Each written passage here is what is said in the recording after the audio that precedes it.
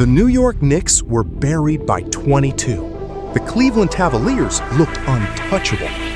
Then Jalen Brunson flipped the entire game into chaos and turned Madison Square Garden into a playoff earthquake nobody saw coming.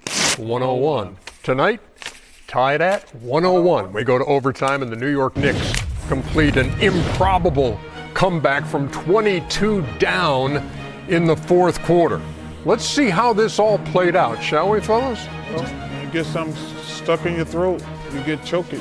Oh, you're using that word, huh? Oh, yeah. Hell yeah, that was a choke job. Choke job? Hell yeah. Okay, maybe it is. Hell yeah, that was a choke job. Not a great job? No, that was a choke job. Okay. Come on, man. They started taking the air out the ball with 6 minutes to go like dummies. 7-point game here early, and Josh Hart. Oh, great move. Nice. Nick came out really aggressive, got easy baskets, really had the Cavs on their heels. Yeah, no, and you're not saying, hey, well, maybe a little early rust, but now they find in their stride, and then Cleveland found its stride. We saw good Cavs Yeah. after that. This was great Cavs. Oh, and one. Donovan Mitchell, come on. That's a 4-point play, and Look how then that ball's moving compared Mitchell to how for it goes in three. the fourth quarter. had 16 in the first half. You're right, Chuckster. At the half, it was 48-46 Cleveland. And then the Cavs turn it up in the third quarter. Oh, that's Mitchell with the offensive. Wow. steal and 2. Just push him in the face and hit it later. Man, this Cavs, look at, come on. All they got to do is this all night long. They can't keep them off the board with them little munchkins they got out there. No, they were getting anything they wanted. Sam Merrill connects from Ernie, 3. just look how this ball is moving compared to the fourth quarter where they were just going one-on-one. Mitchell again, so 92-71 at that point. It was 93-71 when the New York comeback began. Well, was it the New York comeback or was it the Brunson burner Yeah, comeback? Brunson bang, bang. Well, 1-4 flat. in an 18-1 run, Brunson had 13 of them. It seemed like it was more.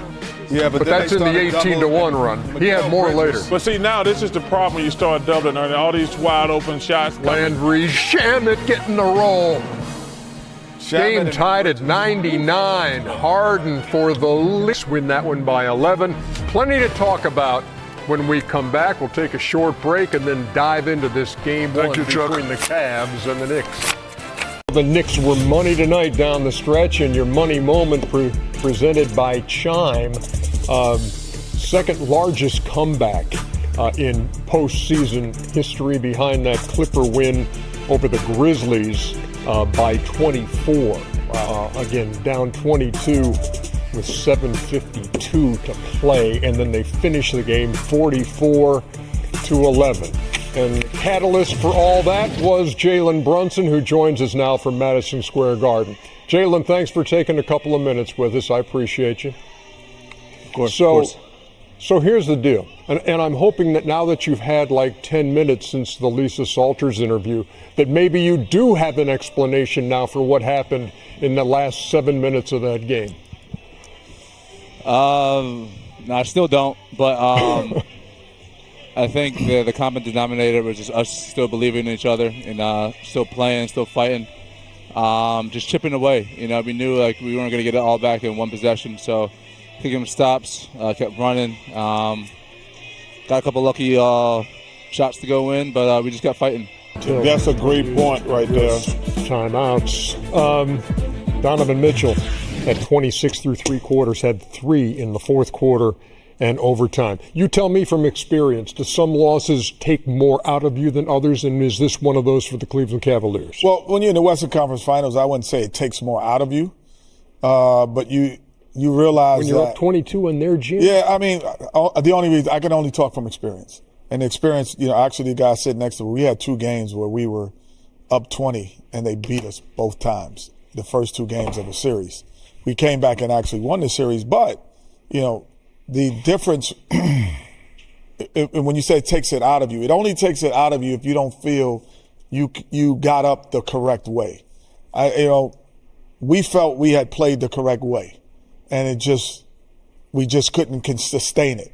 We just had to figure out a way to sustain it. But I look at Cleveland, and Charles talked about the ball pinging, but the offense didn't initiate with Donovan Mitchell in the last 8 minutes of the game.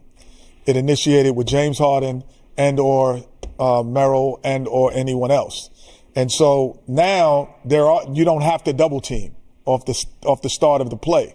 So that's why the ball didn't move. So when he was initiating the play, they were double teaming him off the pick and rolls, which makes the ball move. Yeah. To answer your question, Ernie, when you're a good team and you start off on the road, the goal is to get one on the road.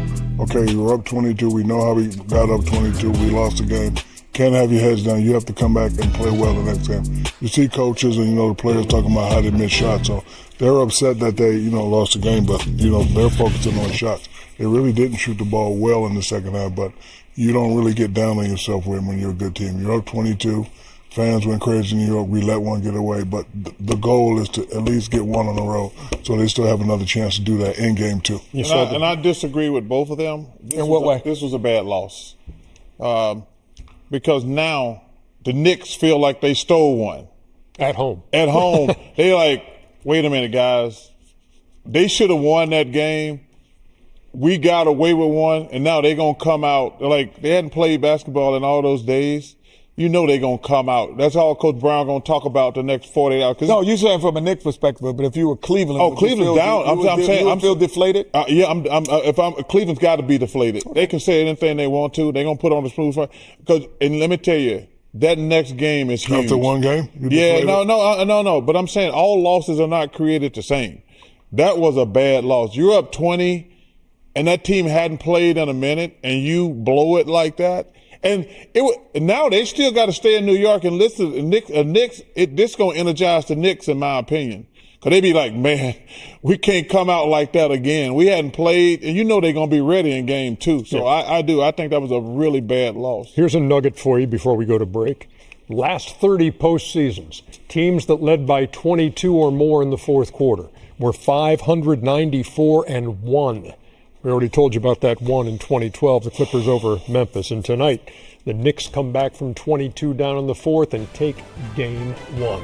Jeez. We're coming back with more in just a second. Oh, come on, Billy Beverly. All of the memes in New York will start. I guarantee you, Billy Bailey. No, that thing will be mild compared to what's in there tomorrow. I guarantee Billy's from New York. Guarantee. I got to give my group credit. They've been resilient all year, and I don't know if I've seen that in a playoff game. I don't know if I've been a part of it. Maybe I have. But to be down 18, 19, 20, whatever we were down, and to find a way to come back and win. I take my hat off to my group. Cleveland, they were shooting the ball well. They were turning us over. They were getting the ball in the pocket and taking advantage of us. And we just found a way. We found a group of 5 guys that went out there, ended up getting stops, and, scoring the basketball.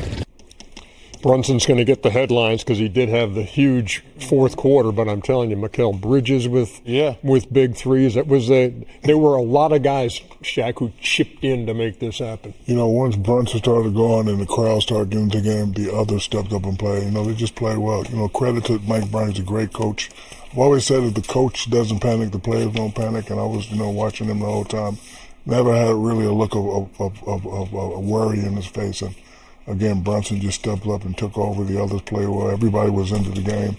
So Marbury, Larry Johnson, Patrick Ewing, Al Palagonia, the Knicks, Madison Square Garden was on fire tonight. But Ernie said something earlier. It was dead in there. It was dead. It was 100% dead. And then Brunson burner. Once he let Brunson score like 12 points, then those other guys just had to make a couple shots, and it was over. In the battle. While Bridges and Shamet are hitting timely shots, then you look on the other side as I'm taking notes during the fourth quarter, and this lead is slipping away, and there's a Harden air ball. There's Jared Allen missing 2 free throws. There's Sam Merrill called for a foul after a missed shot. Yeah, and then they come back and hit a 3. Everybody's going to complain about different things, but they lost, in my opinion, they lost this game offensively. They were so stagnant. They were out there with that prevent offense. They had no. I'm pretty sure they had no assists the last 5 or 6 minutes. They were playing well. It's like when you're watching a football game when they be like, we're just gonna milk the clock.